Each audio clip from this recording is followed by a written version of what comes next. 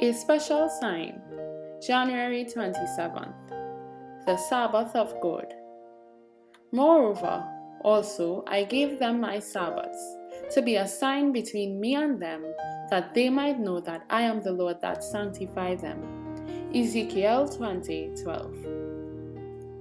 As the Sabbath was the sign that distinguished Israel when they came out of Egypt to enter the earthly Canaan, so it is the sign that now distinguishes God's people as they come out from the world to enter the heavenly rest. Testimonies for the Church 6:349. The observance of the Sabbath is the means ordained by God of preserving our knowledge of Himself and of distinguishing between His loyal subjects and the transgressors of His law.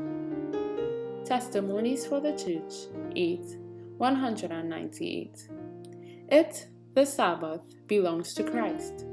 Since He made all things, He made the Sabbath.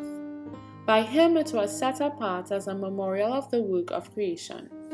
It points to Him as both the Creator and the Sanctifier. It declares that He who created all things in heaven and in earth, and by whom all things hold together, is the head of the Church, and that by His power we are reconciled to God.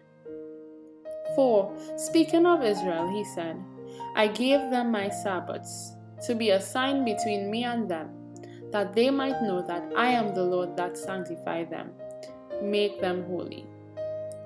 Then, the Sabbath is a sign of Christ's power to make us holy, and it is given to all whom Christ makes holy. As a sign of His sanctifying power, the Sabbath is given to all who through Christ became a part of the Israel of God. To all who receive the Sabbath as a sign of Christ's creative and redeeming power, it will be a delight. Seeing Christ in it, they delight themselves in Him.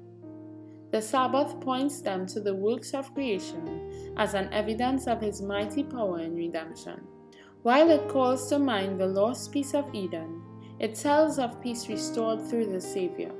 And every object in nature repeats His invitation.